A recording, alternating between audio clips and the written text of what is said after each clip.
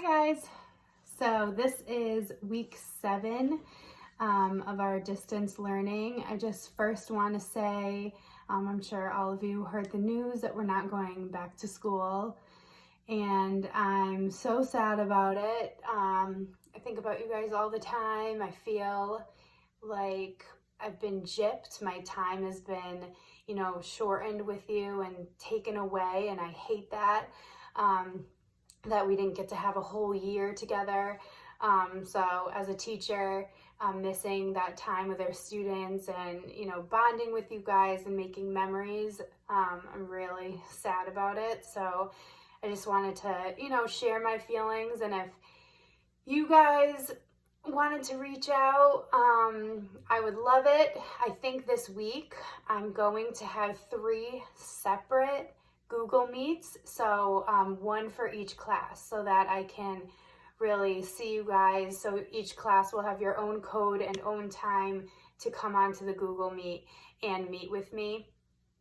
Dr. Souza wants us to give weekly kind of like participation grades, so not only work grades, but maybe grades for, showing up to a Google Meet or maybe reaching out in some other way through Remind or email. So I think it would be really awesome, not only for, your grade, but just to touch base with you guys and see you, since it's only the same kids come to my Google Meet. Thank you for those who do every week. But I want to see everyone else's faces too, especially since we're not going back for the remainder of the year. But I just wanted to let you guys know that if you're bummed out too or sad, you're definitely not alone. I'm feeling those feelings, and we're all, who I'm friends with at school, the other teachers, and we text all the time, and we miss you guys so much. And we're trying to do something, hopefully, for you guys, since you're the seniors of the middle school. So we feel so bad that you're missing out on your activities and things like that. So we're trying to think of some things. So they're in the work. So I just wanted to let you know that you guys weren't alone and we miss you. Okay, so this is, as I said, this is week 7. This week it's a short story called Marigolds. To kind of get your brains warmed up, we would like you to write a narrative. Remember, narratives, different from literary analysis. You guys should really explode the moment, use powerful word choice, sensory details, and figurative language to describe a time when you regretted something that you did. So remember, regret means when you think back on it, you realize that maybe you shouldn't have done that, right? Maybe you wish that it didn't happen or that it didn't take place in the way that it did. Possible things you can write about. I kind of did some brainstorming. Maybe not studying for a test and you failed, or maybe you were cheating and got caught. Maybe you lied to someone that you loved and you hurt their feelings or said something mean. Those could be things that you hurt them. Those could be something that you would regret. Okay, so that's kind of to get you started. Then the next day, do your pre-reading vocabulary. POS means part of speech, for those who are wondering. So in that column, when it asks you, you have your word, it gives you the context. So try to use the context clues first to figure it out, make a guess. And then you find the definition with the part of speech. Remember, part of speech, it could be a noun, a person, place, or thing. It can be a verb, an action word, or an adjective, right? A description. So, and then remember the picture example. A lot of you guys have asked questions about that. You don't have to draw your own picture if you're a horrible artist like I am. If you just copied and pasted one, it's for you to help you remember what the word means. So if you find a picture that helps you, perfect, okay? Then you obviously should read the story. Before that, there's a little analysis of the piece, and you should definitely read that. I'll go over it.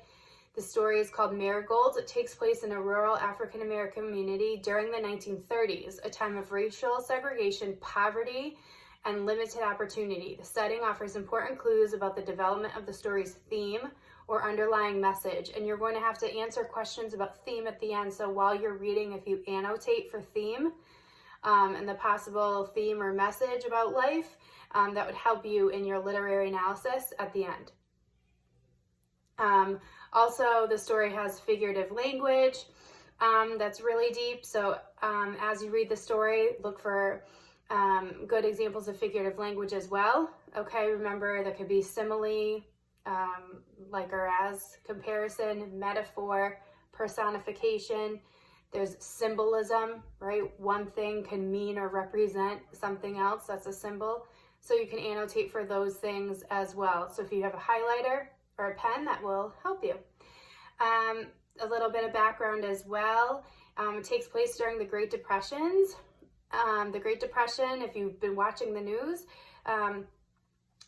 the news is kind of comparing what is going on now in our economy to the Great Depression. So because so many people are out of work, right, and our economy is suffering and there's so many people unemployed, you know, if you've heard that on the news, it kind of is related to this story or the timing of this, the setting of this story, okay?